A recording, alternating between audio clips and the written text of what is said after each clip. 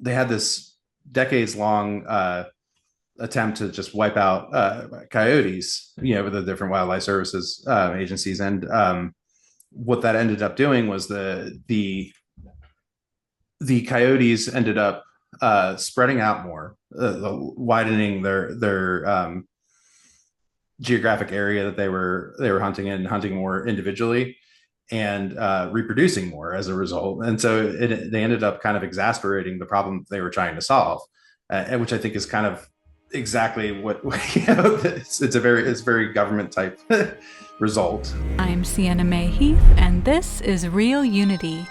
Today I'm joined by Liam Gray, the founder of the Wilberforce Institute, a public policy think tank with a bold mission to honor the dignity of life, to free markets from corruption, and craft policies that serve both human and animal interests. From the paradox of killing owls to save owls, to the Quaker spirit of reverence, to the politics of compassion, during part one of our conversation, we trace the roots and branches of how America cares for animals, for people, and for principle. May we learn to plant, prune, and companion wisely, finding unity in the dignity of all life. Well, Liam, it's a gift to host you on the mic today and to see you post Pork Fest. We met this summer where I grew an admiration for your work at Wilberforce Institute. And I really admire the unifying principles and kind of the more like philosophical, spiritual angles that you bring to your work in animal activism and likewise food and farming. So, for the purpose of our Real Unity episode today, we're going to focus on liberty and the dignity of life as it relates to animal activism. And then our viewers can pop over to Food is Freedom for the farming focused talk. So thank you again for being here. And I'd love to give you the space to introduce yourself and share what's on, or rather what's top of mind for you today. Sure, and thank you again for having me. I'm really excited to be on and to talk to you. Yeah, so Wilberforce Institute, we started a year ago, just hit our year anniversary this month. We're really focused on helping animals wherever we can, but especially where anywhere where we see government intervention, government regulations actually hurting animals and causing animal suffering, which it does in large part. So really excited to talk about that and to get into the greater issues on the dignity of life, and to have this conversation with you. Yes, and the dignity of life, at times referred to as pro-life in other contexts, but just more broadly, I would say is such a unifying principle. And we see so many interesting coalitions now forming, such as like between conservatives and vegans of all people. And how would you say that the inherent dignity of life finds its way into your work, and likewise could be a seedbed for unlikely allies?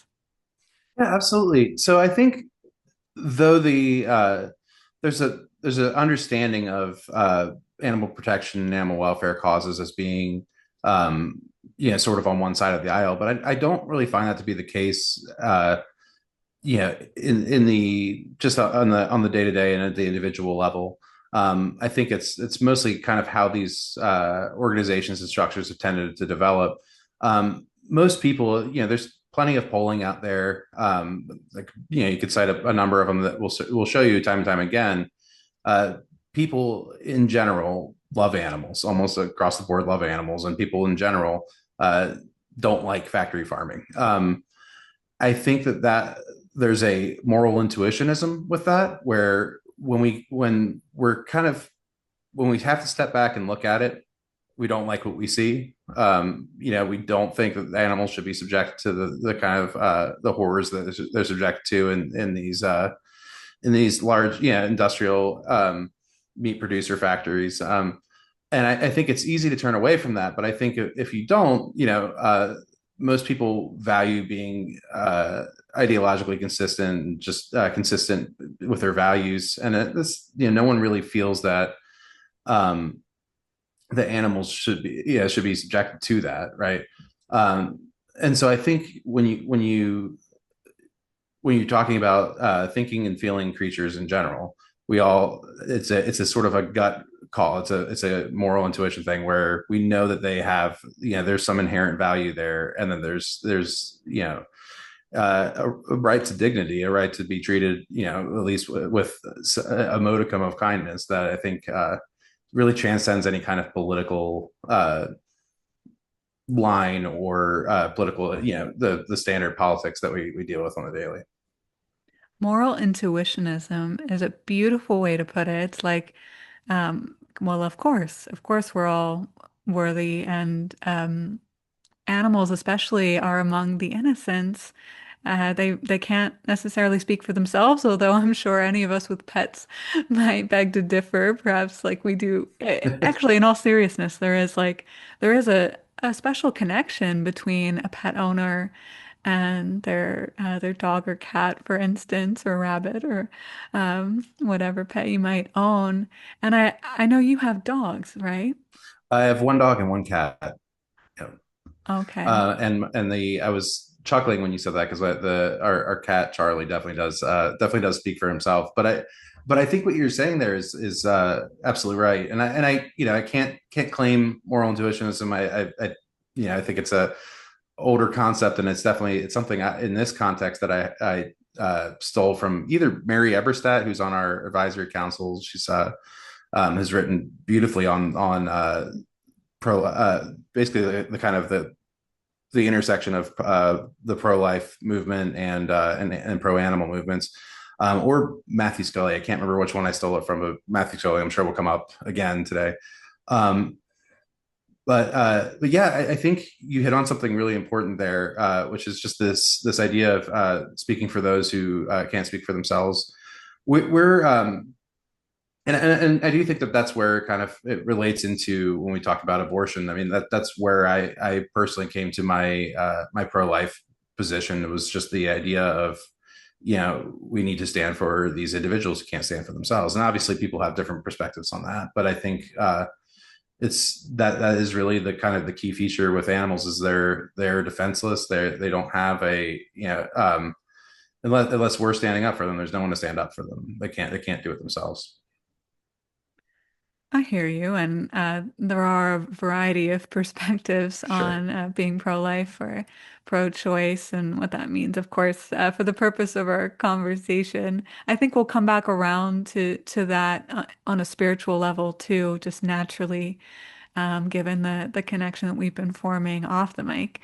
Um, but looking at also like the free market angle of this, I know you speak of freeing markets from corruption, and I think a lot of people, whether they're like, fervent capitalists or anti-capitalists, like we as a society are becoming conscious of how our systems work or perhaps don't work to serve us.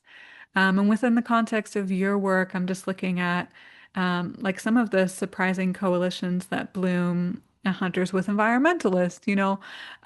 We see just a lot of different types of people focusing on free markets with different perspectives. Do you think the shared frustration of the corruption could being another unifying point despite the ideological diversity around this topic? Oh, absolutely. And I think, and yeah, and you and I spoke about this before, the idea that um, no one, regardless of where your political leanings are and your feelings are, I think people understand that we shouldn't be in a situation where the collusion of big corporations, big special interests, and government is dictating our lives in general. And I think that kind of idea, that sort of cronyism idea, is something that really no one on any political party or of any political orientation should have any trouble saying that they're against the idea of that. And I think we've seen that it's interesting in the political debate over the last few years. I think there's definitely, as you mentioned, there's a lot of you can kind of point to one. I think a good example is some of the people who came out for that were part of the Trump campaign in this last election compared to in 2016. I think that coalition looked a lot different.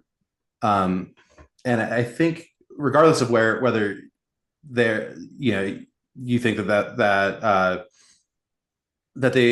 they were making the right choice on this. I think there was a sense where you had a lot of people like the RFKs and the Tulsi Gabbards and those kinds of people who were became who ended up endorsing Trump, which I think is kind of shows that there's a I guess a realignment and a concern. If you looked at what they were talking about, it was primarily those kinds of corruption issues and the sort of government cronyist issues. Um, so I think that you're seeing unlikely allies and people crossing political lines to try to find a more trying to get away from the political lines and focus more on what's actually right and what's that and getting and sort of in the pursuit of, I guess, freedom.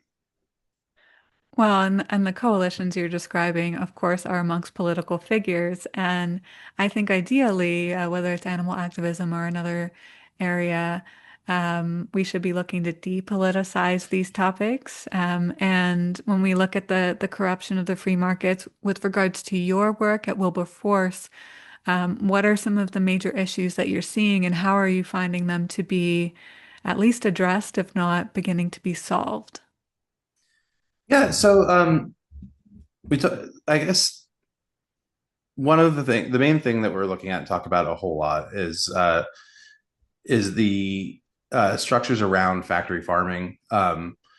If you look at it, you know, there's some industries may be exceptions to this, but by and large, most industries, if you or I started a company, we're not going to have our own government agency that is that does our marketing for us. We're not going to have our own government agency that does our research for us to try to make our products more efficient. And that's what you see with, in the USDA, they have the agriculture marketing services, the agriculture research services. And these are government bureaucrat agencies that are solely dedicated to just providing the research and the marketing for industrial agriculture. There's the subsidies that we push out to factory farms. There's kind of there's a concept called agricultural exceptionalism where you could take the most free market person and then apply that logic to factory farming or to industrial ag, and a lot of those free market principles will go out the window, which I think shouldn't be the case. We should be consistent, across the board, and just apply that same logic. So we look at a lot of that. And that kind of goes into a lot of our different issue sets where we talk about wildlife protection.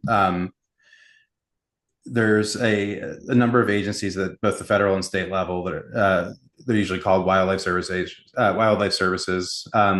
where their sole purpose is to they're basically government hunters that are paid to take out whatever species or whatever animal is they're tasked with getting rid of, and that's in general at the behest of, again, the big special interest, and a lot of times that's the factory farming. So I had an article out just recently on a proposal to basically it's over multiple states and I think millions of acres where they're opening up they're paying for people to kill one species of owl in order to save another species of owl.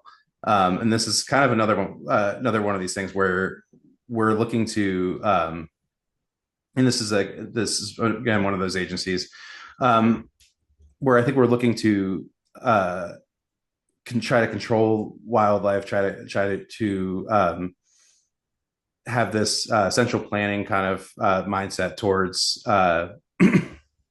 towards the wild, where if we actually you've mentioned this in your Pork Fest speech, how there's I'm trying to remember the exact phrasing you used, which I think was wonderful, but there's the discipline of tending, but also the art of letting go. And I think that that's something that our our government would be wise to consider. We're not going to be able to manually create some kind of homeostasis in the wild by obliterating one species at the expense of another. Um, and so I think a lot of these efforts, a lot of these government's efforts that are using our tax dollars to obviously employ or implement. Um, we're at Wilberforce, we're trying to kind of identify a lot of those and rid of those kinds of concepts and kind of pull back government from these things that are causing animal deaths and suffering. Yes, and there are some really profound paradoxes in nature, whether we're looking at wildlife, animals, these owls. I believe I'm just looking at the article. I think it was the plan was to kill barred owls to save spotted owls, Yeah. which is so ruthless. Like, where's the Yes. mercy? Where's the compassion? I'm not for it, but just kind of on a more heady intellectual level, I'll say when you're gardening, you do have to sacrifice seedlings. If there's a cluster of tomato seedlings that popped up all together, you have to pick or choose what will be the strongest one and sacrifice the rest, compost them or attempt to tease them out and maybe repot them. Um, and also, debatably, plants might have feelings. But looking at the owls, killing barred owls to save spotted owls, it just seems really lacking in compassion and lacking in like a holistic way of approaching wildlife. Um, eh, in that case, or maybe more in general, like is there a different way that we could save certain species?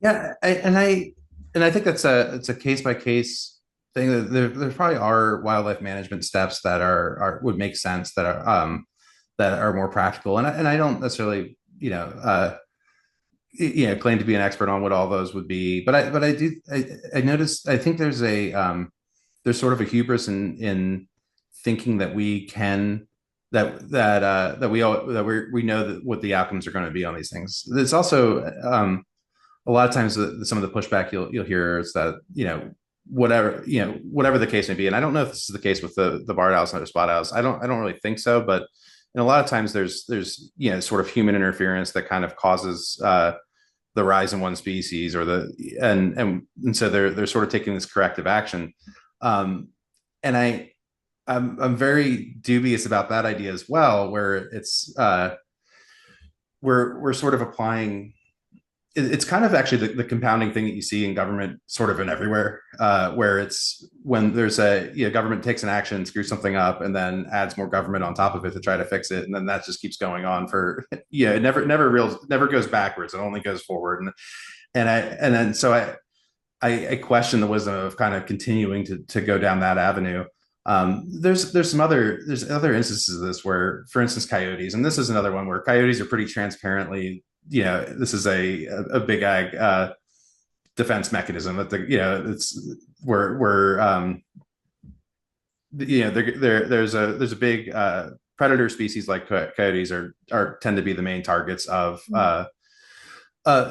these agencies, but they had this decades long attempt to just wipe out coyotes, with the different wildlife services agencies. And what that ended up doing was the coyotes ended up spreading out more, widening their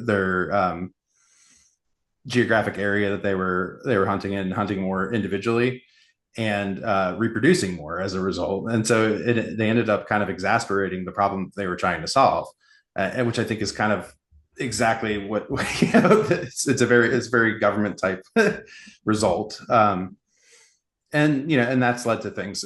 Part of their mechanisms for that, I think you and I mentioned talked about this briefly the other day too, is they've been using things like M44 cyanide bombs, which, to your point before, is just there's a lack of compassion with that, where you're baiting literal cyanide bombs in the wild. But aside from that, it's also, this is indiscriminate, and it's already caused. There's a child who was horrifically injured by it. There's some family pets that have gotten into this and have been killed by these cyanide bombs, and it, it it's kind of there's a common sense aspect of it where do we want our employees of the government just running around in the planting cyanide bombs in the wilderness? I don't really trust them to be doing No, that that. on what did you say? Moral intuitionism. Is like our Right. moral intuitionism would say no to cyanide Just bombs. that, yeah, yeah, exactly. Yeah, and was it Canyon's law that was brought up as a result of that tragic situation with the dog and the child? What's Canyon's law and what is it Yeah, attempting to do? and Canyon's law is actually looking to stop that exact practice, to get the to stop prevent um, these agencies from being able to use the cyanide bombs in the wild. The name of it, I think, was named actually for the child that I mentioned. I think it was Canyon was the either the last name or the first name. I can't remember offhand of the child that was injured. But I think, yeah, I don't want to guess, but there was I know there was a severe injury. I think the child lost his eyesight, if I'm not mistaken. I'll have to which should know offhand. But yeah, I think that would be, and that's the kind of example, the sort of legislation that we talk about at Wilberforce is something like that, where it's not necessarily adding government, but actually like limiting government and limiting government's ability to go out and do these kinds of things. Yeah, but of course, to limit government, then we have to use smaller government. It's just this push and pull. Sure. And even going back to what we spoke about regarding the free markets, I think the bigger question that people are asking are any of these systems really working? And long term, can we really co-create a more beautiful world when we're debating over cyanide bombs? Right. Right. Well, it's interesting. I really appreciate what you're doing and kind of the movements towards homesteading and gardening and those kinds of things where we're trying to take food out of these that were, and I don't know if this is the state it would be a stated goal of it, but just kind of removing these industrial ag producers and from the equation of where where you're getting your food. I think that's an important thing, but I also think I couldn't tell you definitively whether factory farms would continue to expand as they are, because right now, like I mentioned earlier, that by and large people don't like factory farming, but it's growing every year in the states, and I can't say definitively whether or not it would continue to do so without the government's assistance. But I guess my main thing I keep going back to is why are we paying for it? It certainly regardless of whether that would limit it or actually make it smaller or not, what is the reason the taxpayers are propping up the biggest players in this industry? It doesn't make any sense. Yeah, and I think there are like larger principles in addition to the dignity of life, like the human experiences of mercy and grief. Fortunately, that child did not pass, but coming that close to your child's passing, I imagine, can produce anticipatory grief, anxiety, and a desire for mercy for both people and I was going to say people and plants. Yes, people and plants and animals, like even the dog, because we all have these natural instincts, right? We have these natural instincts and experiences, animals and humans alike. Um, and I hesitate to bring this up, but I think religion is relevant here. Mm-hmm. And with religion so much like in the hyper awareness of American psyche right now, I think a lot of us are feeling what we coined the other day is socio-religiously homeless. Mm-hmm. Like where we see the intersection of socio-political issues and religion, and we see, okay, or I do anyway, I see a need for strong principles. Debatably, maybe religion is the only foundation for what's good, right, and true. Not sure. That's a mystery. Um, but I would like to call into the conversation some of your experiences with the Quaker traditions and how you felt connected to perhaps the solitude and the reverence for nature. Yeah, absolutely. Well, so there's um, a phrase, and I think it comes from Thomas Keating initially, which is silence is the first language of God. Mm. Uh, and I found that for me personally, kind of moving into those silent spaces is where I felt the most connected.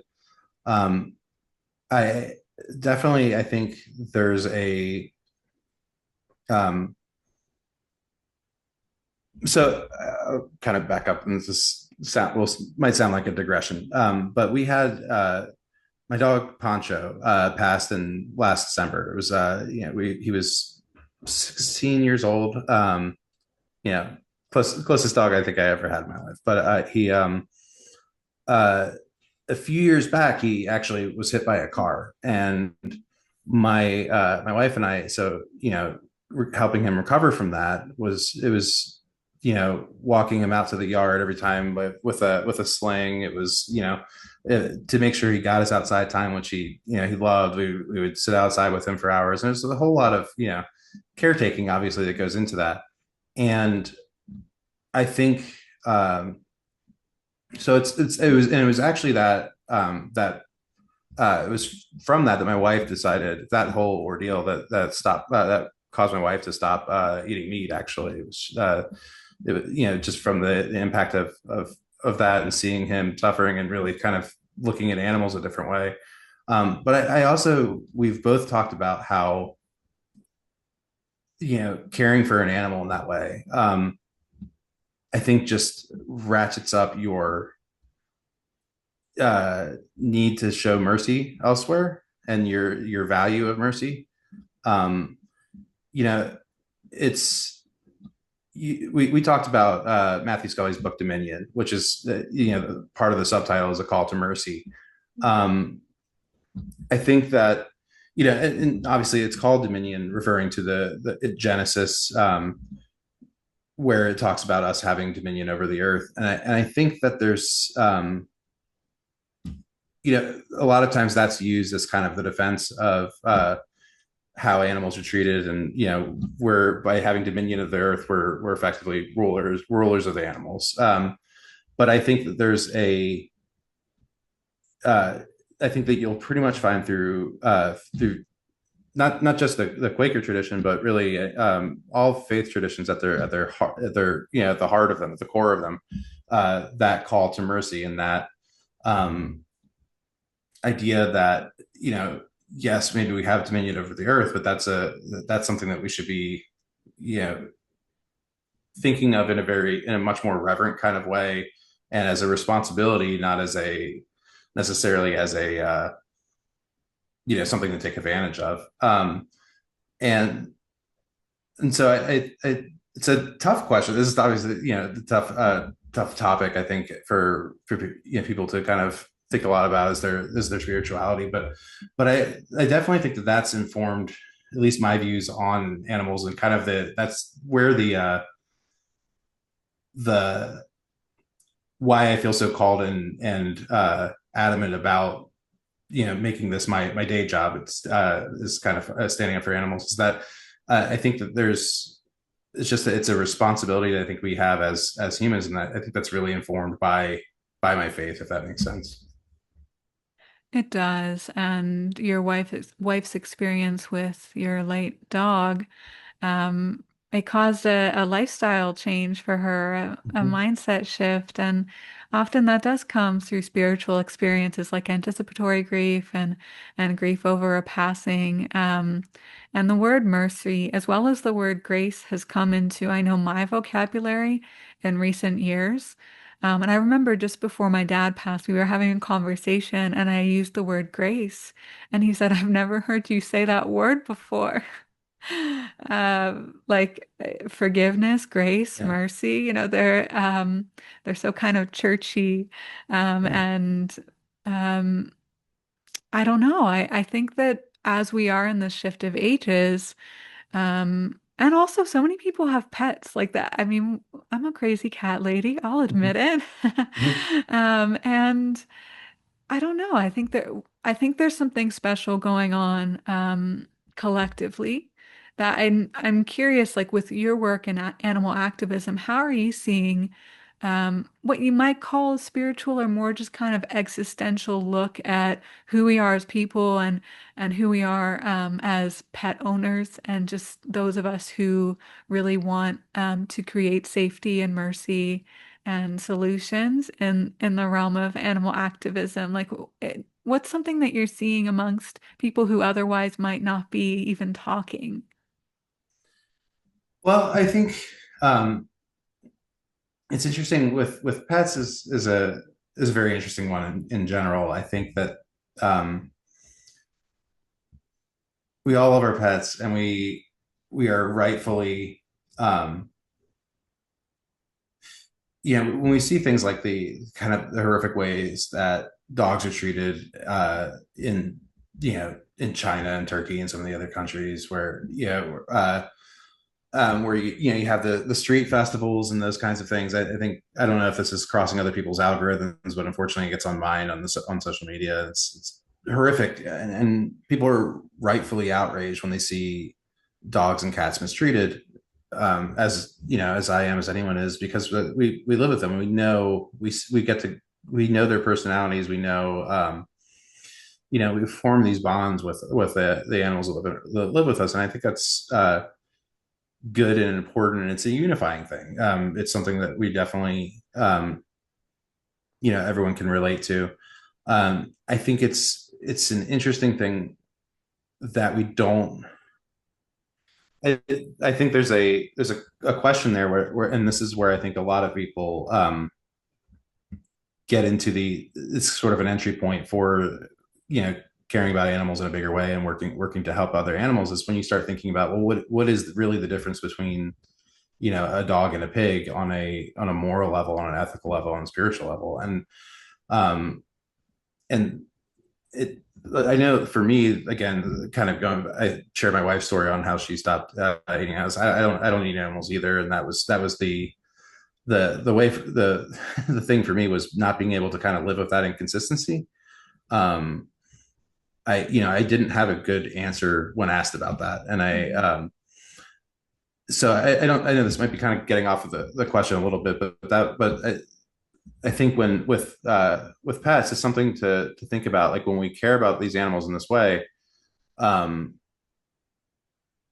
why is it that we value some but not others in that way, and why is it that we don't see the inherent value and dignity that's required for these other animals?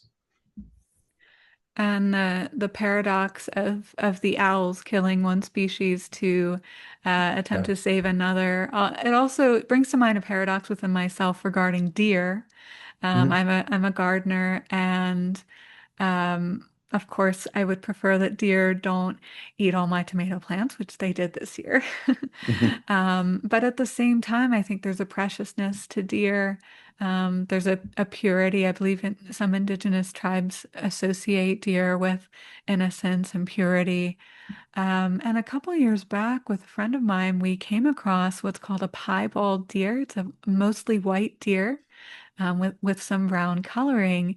And often piebald deers will only pair up with one friend, one sort of normal looking deer. And they seem to be, I guess, the black sheep, or in this case, the white sheep, of their families and of their species. And the indigenous consider them bringers of the light. So, what is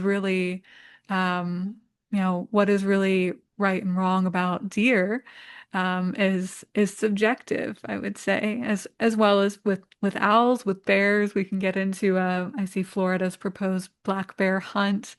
Um, we as people, I think we do have that moral intuition that all animals and all people should be treated with dignity, but it's not that simple. So I have to.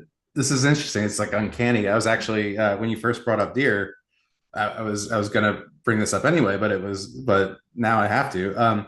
my wife and I driving home saw a an all white deer yesterday crossing the street with one, and I didn't know what you that about the sort of the sole companion, but it was running with one other deer. Um, so and we were both just struck by it and amazed by it. Was that and so that's yeah, uncanny. I think I'm not a big I don't really I'm a serendipity guy. I don't really believe in coincidences. So there's some significance there that I guess we should get to the bottom of. But I, yeah, absolutely. And that's an interesting thing. There's, hunting is an interesting question, right?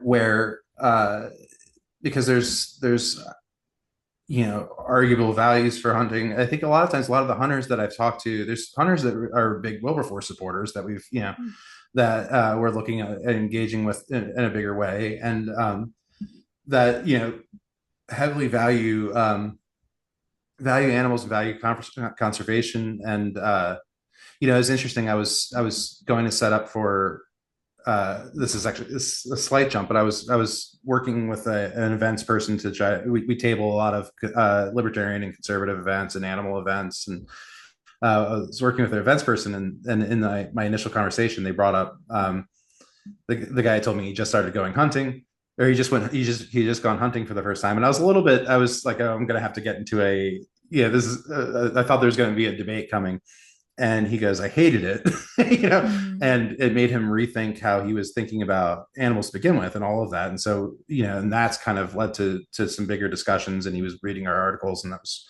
an exciting thing. But I would point out, like, I think we might have this might have come up when you and I talked before, but uh, Joe Rogan recently has talked about factory farming, and he's talked about because he's so horrified by it, has moved to um, has is now committing to, and I don't know how consistently he's holding this or doing it or whatever, but what he's saying is that him and his family are only going to be eating meat that they themselves hunted. Um, and while not maybe not a practical solution for everybody, and there's a lot to that, but I also where where I think some of the some other people in the animal movement, the animal activists that tend to be kind of in the existing older organizations might kind of balk at that. I mean, I look at it as a win for animals if if more people started doing that, right? It's still it's a better this can be a kind of a utilitarian look at it, but it'd be better than at least the kind of the mass you know um the mass deaths and suffering that we're seeing from factory farming. Mm. I felt You seem some, skeptical of yeah, that. some skepticism and resistance there where you said it's a win Sure. for animals. I'm like, well, it depends which animals. The ones that get killed, not so much. I always feel like if I was a better person, I would be vegetarian or vegan. Um, and actually, in recent years, my tolerance for poorly cooked or poorly grown meat has decreased. Like something in my body has just changed. And something else that's also changed is, or maybe not changed. I think maybe I'm just more aware of it. It's just this encroaching, like overtaking or taking back of the land by deer and by bears. Like Mhm. even I live in a city and we've got residential deer here just on my street, and I'll like guide them across the street, and kind of adopt them briefly as my own pets. But it seems like we're being faced with kind of existential idea over like just these bigger shifts in society are not strangers even to our streets and to our wildlife. Yeah, absolutely. And I yeah, and don't get me wrong when I say that, it's not it's something I don't eat or kill animals at all, and I've been it's something that I've personally actually it's weirdly enough, it's the best quote I have that can kind of explain my view on eating animals comes from Vivek Ramaswamy, who's actually, believe it or not, a vegetarian. And when asked about it, he said he just doesn't feel that he has the right to the right to take life for his culinary preferences, which I that's really where kind of where it came down to for me is like I don't understand. I can't see where it's actually not even so much, you know so the animal rights phrase is kind of fraught with a lot of it's sort of loaded and there's a lot of debate about it, but I guess it's almost more for me. I don't know where my right would come from to take an animal's life to and consume that animal. Um, so I'm not necessarily advocating for that. I guess my point is just that I think that comparatively and kind of in that general. So it's interesting. You wouldn't necessarily peg um, Joe Rogan as being a person who is concerned with factory farming, or you wouldn't, or I just mentioned Ramaswamy. You wouldn't necessarily peg him as a vegetarian. I think it kind of there's something there that sort of speaks to what you were talking about before with this kind of the general shift and all this kind of moving towards. You used the phrase I used it a minute ago in our conversation the other day, good, right, and true, which I think is it's very similar to that moral intuitionism idea. I think there is a strong pull, an undercurrent of people who are really just looking for that, and I think little things like that I feel like are movements in that direction. Movements away from things we see that are just these colossal harms in our Mhm. society.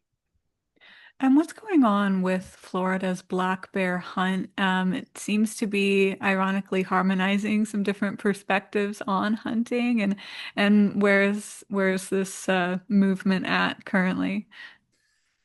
Yeah, so our writer Kelby Vanderhart, who works for Reason Magazine, is she's a terrific writer. She's for Wilberforce has published in everything from Town Hall to Washington Examiner. So just got tons of publications. Mm.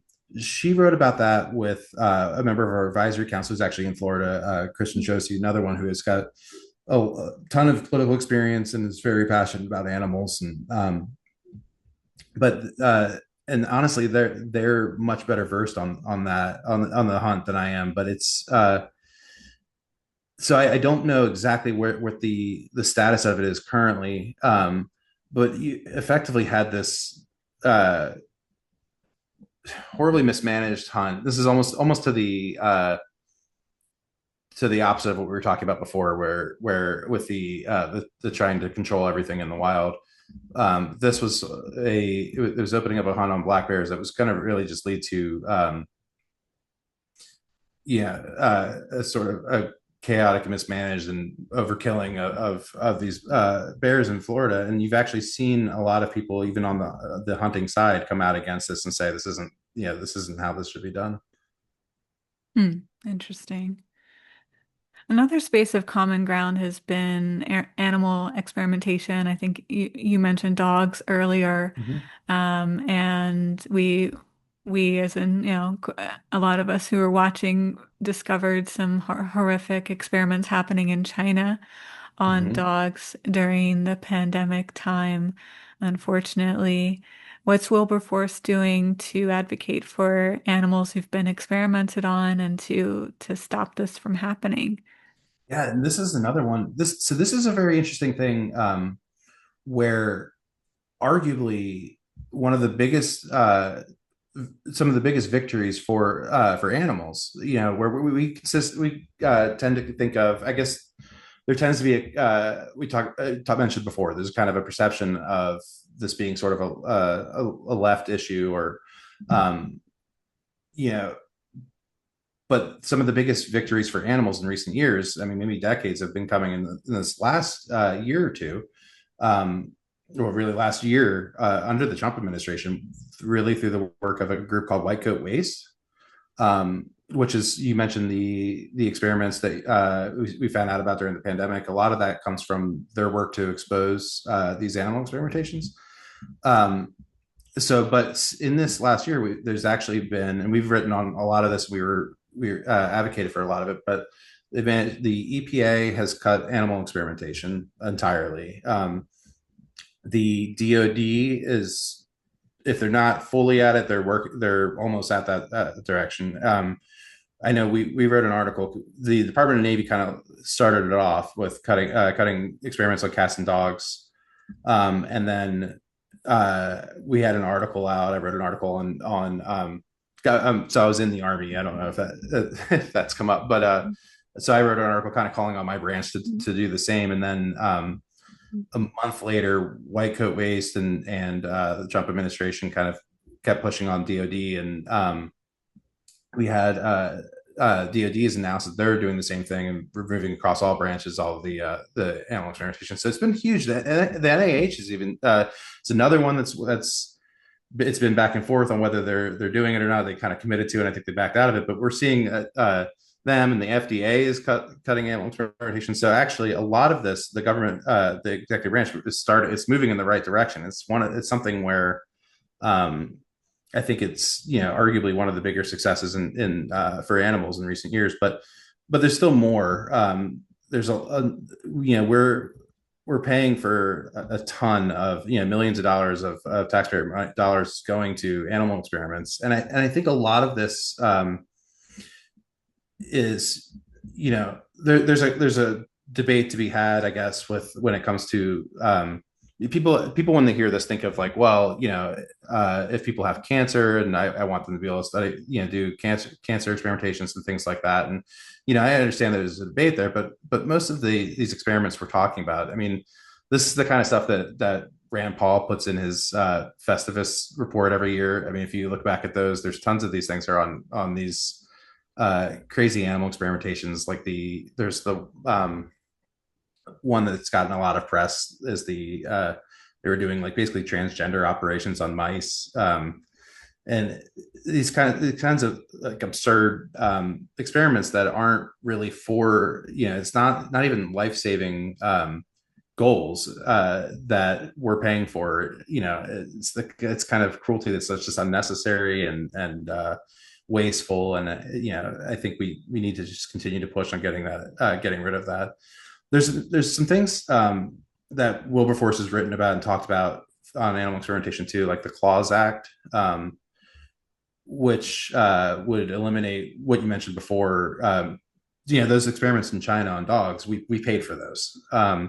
That's American taxpayer dollars.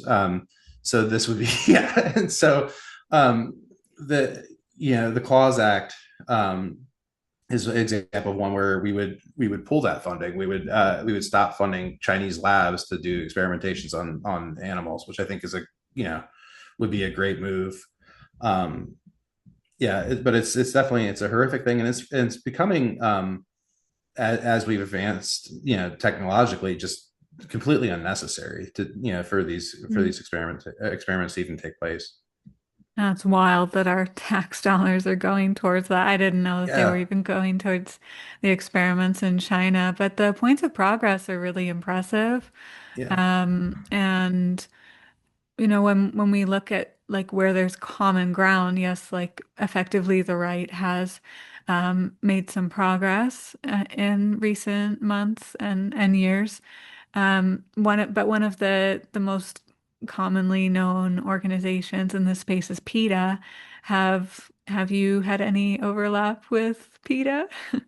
Haven't had any interactions with them.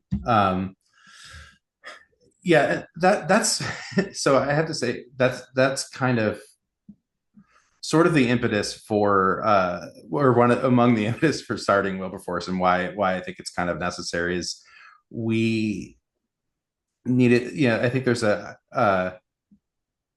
caring for animals and caring about animal protection isn't a partisan thing, right? But there's no one, there's these groups, and I think PETA is a good example of this. Are really sort of speak to an ideological framework that I think a lot of people who care about animal protection don't share, right? Um, and that's and so that we're our thing is our goal is to try to create an ideological home for people who you know um maybe view this differently. This is another concept that you had in your speech too that I would butcher if I tried to expound upon it, but kind of that um the need for um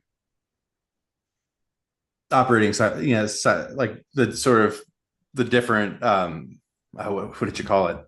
I'm sorry, I'm floundering. That basically was like the spacing, the boundaries, the different ideas, the different the working in if you can help me out, I don't know, I'm Of lost. Do course, you know yeah. do you know where I'm going with it? Yes, spacing and boundaries.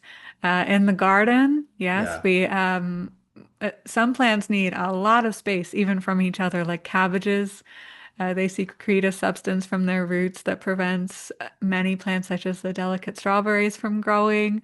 I guess, sort of ideologically, like just the way that they're made, the way they're created, does not make space for a lot of diversity amongst them.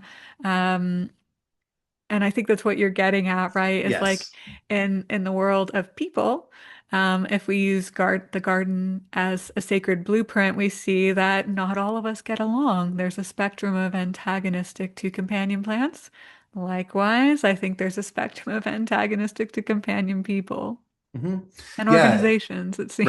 Right, exactly. And I think that the importance of that, I think it's important for both of us to exist. Because you know, so all right, we were talking about animal experimentation a minute ago, and what's notable and significant is White Coat Waste, that organization that is focused on that.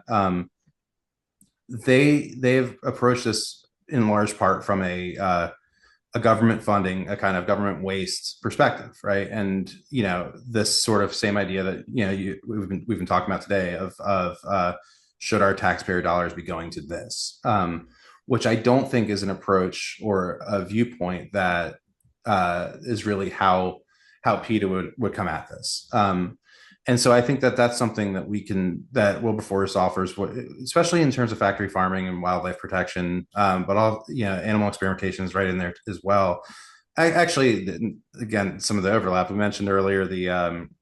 I mentioned the Agriculture Research Services, which is one of the USDA agencies. It basically does exper- experiments uh, for factory farming. They do research for factory farming, that research isn't focused on how to create a healthier product for humans. It isn't certainly isn't focused on improving conditions for animals or how to animal welfare in factory farms. Right? It's purely on how can we crank out more and how can we crank out bigger so that these organizations can make more money. Um, which again, fine in a way, but why are we paying for that? Um, and so I think by having another organization that kind of takes that viewpoint and leans on is focused on liberty, the dignity of life, the free market. We're able to kind of approach these issues in a way that aren't isn't currently isn't being looked at. Um, so when we look at the owls, we were talking about the barred owls and the spotted owls. Why is it the government? Why do we have a government agency that is launching a kill program for a government for a species of owl anyway? It doesn't make any sense. And why are our tax dollars going to that? So aside from the fact that it's just a cruel and reprehensible program to begin with, it's also something that we can look at from a spending and from a free market perspective, and it just doesn't it doesn't work there either. Hmm. I love how you can unify points of morality with points of essentially politics or the systems that power the current society we live in. And with regards to big ag, I just want to tell our viewers again that we're going to discuss big ag, food and farming on Food is Freedom. So just pop on over to that show to get part two of Liam's and my conversation. But in the meantime, Liam, where can people find you? Well, you can find us on X at Wilberforce Inst INST, or at wilberforce.institute. all of what we have. We share all of our articles on both. And you can there's a contact field. You can sign up and or send us an email. Um, we yeah, would love to hear from people. Would love to have more people join in. We're looking to create some opportunities to for people to volunteer and get involved locally. So yeah, come check out the website. Awesome. Thanks so much, Liam. Thank you very much.